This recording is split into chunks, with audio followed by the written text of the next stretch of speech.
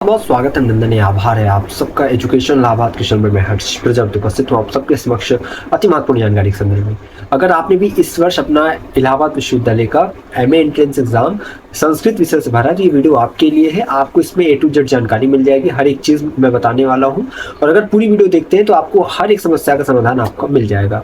इस वीडियो में हम एलिजिबिलिटी क्राइटेरिया, फॉर्म की फीस क्या है, सीट्स कितनी है और इसके बाद एग्जाम का पैटर्न, सिलेबस क्या है, बुक्स कौन सी लेनी है, कट ऑफ कितनी जाती है, टॉपर्स के मार्क क्या होते हैं, सेफ स्कोर क्या रहने वाला है, गैप ईयर का क्या प्रोविजन, निगेटिव मार्किंग है या नहीं है, पहले ही बता दे रहा हूँ नहीं है, ठीक है। इसके बाद आपका गैप ईयर का क्या प्रोविजन रहता है, इसके बाद हॉस्टल अलॉटमेंट का क्या प्रोसेस रहता है, एडमिशन की फीस क्या लगती है और आपका मास्टर स्ट्रोक क्या होना चाहिए, पूरी चीज़ें हम इसमें डिस्कस करने वाले, तो बहुत ध्यान से वीडियो देखिएगा। सबसे पहले हम एलिजिबिलिटी क्राइटेरिया की बात करते हैं। देखिए, अपने विषय संबंधित एलिजिबिलिटी क्राइटेरिया के लिए आपको इस टाइम फ्रेम पे आई बटन पे लिंक आ रही होगी, आप उसे वीडियो देख सकते हैं। डिस्क्रिप्शन में भी इस वीडियो की लिंक है।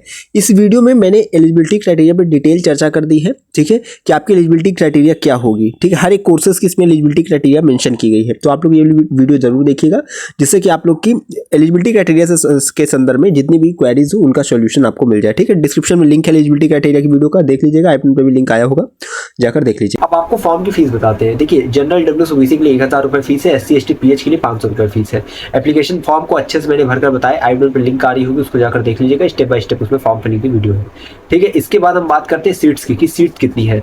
देखिए, इलाहाबाद विश्वविद्यालय में संस्कृत की मेन कैंपस में सीट 180 है और आपको जानकर रहनी होगी कि इलाहाबाद विश्वविद्यालय में केवल संस्कृत मेन कैंपस में ही अवेलेबल है और किसी अफिलिएटेड कॉलेज में नहीं पढ़ाया जाता, तो संस्कृत केवल मेन कैंपस में। अब एग्जाम पैटर्न की बात करते हैं। देखिए, जिन्होंने एक सब्जेक्ट से एप्लीकेशन फॉर्म भरा है, ठीक है, यानी जो एक सब्जेक्ट से एंट्रेंस का एग्जाम देने जा रहे हैं, उनके लिए क्या एग्जाम पैटर्न है पहले वो देखिए, उसके बाद 2 सब्जेक्ट वालों का ही बताएंगे, ठीक है। यहाँ पे देखो, 100 क्वेश्चन आपके एग्जाम में आएंगे, ठीक है। 50 क्वेश्चन आपके GK GS Hindi English reasoning से रिलेटेड रहेंगे, 50 क्वेश्चन आपके स्पेसिफिक सब्जेक्ट जिससे आप एंट्रेंस एग्जाम का फॉर्म भर रहे हो उससे रहेंगे, ठीक है। यहाँ ध्यान देना कि हर एक क्वेश्चन जो है 2 नंबर का रहेगा, पार्ट ए का, ठीक है, और पार्ट बी में जो स्पेसिफिक सब्जेक्ट से रिलेटेड आएंगे, ठीक है, जिस विषय से आपने एंट्रेंस का फॉर्म भरा है उसके प्रत्येक क्वेश्चन 4 नंबर के आएंगे, ठीक है। अब यहाँ पे अगर आप एक चीज देखोगे तो यहाँ पे 50 इंटू यहाँ पे 100 नंबर का पार्ट ए हो जाता है, 200 नंबर का पार्ट बी, ठीक है, दोनों को जोड़ देंगे 300 नंबर का यहाँ पे आपका एंट्रेंस एग्जाम का टोटल बनता है, ठीक है। तो जो बच्चे एक विषय से भर रहे हैं उनको कुल मिला के 100 क्वेश्चन देने हैं, ठीक है।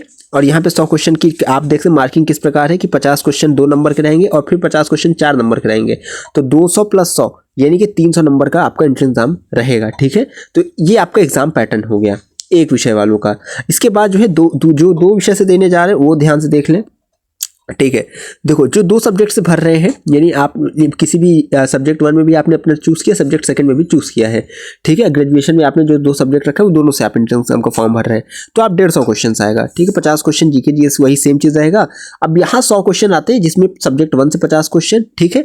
यानी याद रखो, एक सब्जेक्ट से भरते हो तो आपका ये इतना पैटर्न हो जाता है, जब 2 सब्जेक्ट से भर देते हो तो ये एक और आ जाता है जिसमें आपका 50 क्वेश्चन सब्जेक्ट 2 से आ जाता है। वही चीजें रहती है कि 50 की जो इधर की जो 50 4 मार्क के, फिर इधर 4 मार्क के, ठीक है।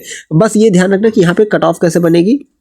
देखो, सब्जेक्ट 1 का जब रिजल्ट देखा जाएगा या कट ऑफ देखा जाएगा तो यहाँ जीके जीएस का जो 100 नंबर इधर, उसके बाद सब्जेक्ट 1 का इधर, ये 300 में से आपकी कट ऑफ देखी जाएगी कि आपने सब्जेक्ट 1 में जिस भी कोर्स से आप सब्जेक्ट से आप सब्जेक्ट 1 भरे हो उसकी कट ऑफ बन जाएगी। सब्जेक्ट 2 की कट ऑफ कैसे बनेगी, फिर इसको ले आएंगे इधर, और यहाँ सब्जेक्ट 2 में जितना नंबर आया 200 में से और इधर 100 में से जितना है इसको जोड़ के 300 में से आपका देख लिया जाएगा कि सब्जेक्ट 2 में कितना आपका नंबर आया, ठीक। तो ये क्या हो गया, ये 2 सब्जेक्ट से फॉर्म भरने वालों को एग्जाम पैटर्न हो गया। बाद हम बात करते हैं आपके सिलेबस की।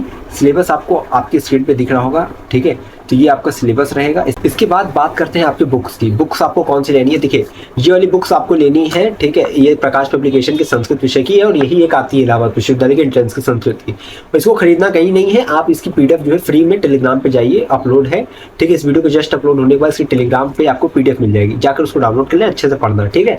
इसके साथ साथ आपको जो है शिल्पी पब्लिकेशन की और पुष्कर पब्लिकेशन की पार्ट ए की GK GS Hindi English reasoning current affair ये सब की बुक भी मिल जाएगी PDF, अच्छे से प्रिपेयर कर लीजिएगा, ठीक है। और किसी भी बैच को, कोचिंग को ज्वाइन करने की कोई आवश्यकता नहीं, आप ऐसे ही एंट्रेंस एग्जाम क्लियर कर ले जाएंगे, ठीक है। बस ये है कि जितने भी बुक्स में क्वेश्चन है उसको रिपीट करते जाइए, उसको जो है याद करते जाइए। इसके बाद हम बात करते हैं मॉडल पेपर की। मॉडल पेपर इसी में दिया हुआ है, आपका काम हो जाएगा। अब बात करते हैं कट ऑफ की। कट ऑफ कितना जाता है। देखिए, अगर 2024 की बात करें तो 2023 की बात करें तो 156 पहली कट ऑफ गई थी। 2024 की बात करें, UR की 142 थी, WS की 120 थी, OBC की 108 थी, SC की 76 थी और ST में मान लीजिए कि तीसरी चौथी कट ऑफ में जो है कम फिर हुआ था, ठीक है, यानी पहले जनरल के ही नंबर से फिर इसका जो है एडमिशन हुआ था, बाद में वही 70-80 के आसपास गई होगी कट ऑफ।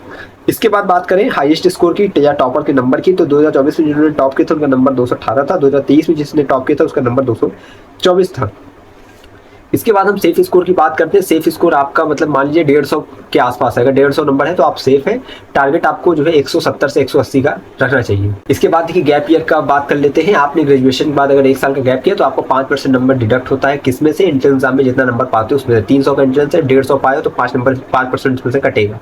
2 साल का गैप है 10% नंबर कटेगा, 3 साल का गैप है 15% नंबर कटेगा, इससे ज़्यादा का गैप है तो भी 15% नंबर कटेगा। इसके बाद एडमिशन की फीस की बात करते हैं। 5,834 रुपये 1 साल का मेन कैंपस का फीस है एमए संस्कृत का, ठीक है। तो ये होगी फीस। इसके बाद हॉस्टल अलॉटमेंट समझ लीजिए, टॉप 10 बच्चों को ही जो है हॉस्टल मिलता है आपके डिपार्टमेंट में। तो अगर आप टॉपर के नंबर से मान लीजिए 10, 15, 20 नंबर पीछे, तो आप ट्राई करिए, मतलब आप लोग होप करिएगा कि आप लोग को मिल जाएगा, ठीक है। बाकी 2 ही जो हम रिक्वायरमेंट रहती है, पहला आप एप्लीकेशन फॉर्म में हॉस्टल रिक्वायरमेंट के लिए यस किए रहे, और दूसरा जो है अच्छा नंबर लाए। 180, 190 नंबर आता है तो कहीं ना कहीं आप सेफ रहते हैं हॉस्टल के लिए, ठीक। तो ये चीज़ें हो गई। इसके बाद मास्टर स्ट्रोक की बात करें तो मास्टर स्ट्रोक यही आपका कि आप सब लगातार अपने पार्ट बी का जो सिलेबस है, संस्कृत का जो सिलेबस है उसको पूरा पढ़ के जाइएगा, ठीक है। यूजी में जो सिलेबस रहता है वही उसी से एंट्रेंस का क्वेश्चन बनता है, और वही क्वेश्चन प्रकाश की जो बुक मैंने अवेलेबल कराई उसमें मिल जाएंगे आपको। पूरा अच्छे से पढ़िए। और पार्ट 1 में जीके पे थोड़ा फोकस करिएगा, करंट अफेयर लास्ट 6 मंथ का आपको केवल करना है। हिंदी इंग्लिश पे अच्छे से फोकस कर लीजिएगा, ठीक है। रीजनिंग कंसेप्चुअल होता है, कंसेप्ट वाइज होता है, तो उसको अच्छे से करिएगा। इतना करेंगे आपका काम हो जाएगा। बाकी आपकी प्रवेश परीक्षाओं के लिए आपको हार्दिक शुभकामनाएं कि आपका प्रवेश परीक्षा बहुत अच्छा जाए और आप इलाहाबाद विश्वविद्यालय में अच्छे अंकों के साथ अपना प्रवेश प्रशस्त करें। बाकी लगातार चैनल से जुड़े रहना, टेलीग्राम से जुड़िए, जिससे कि आपको हर एक अपडेट मिलती रहे। पूरी एंट्रेंस से लेकर एडमिशन की कवरेज चैनल के माध्यम से आपको मिलती रहेगी। हमेशा कहता हूं लगातार जुड़े रहिए मेरे साथ। हमें विश्वविद्यालय के पास कोई भी खबर भी खास पहुंचाते रहेंगे आपके पास। बहुत धन्यवाद, बहुत आभार।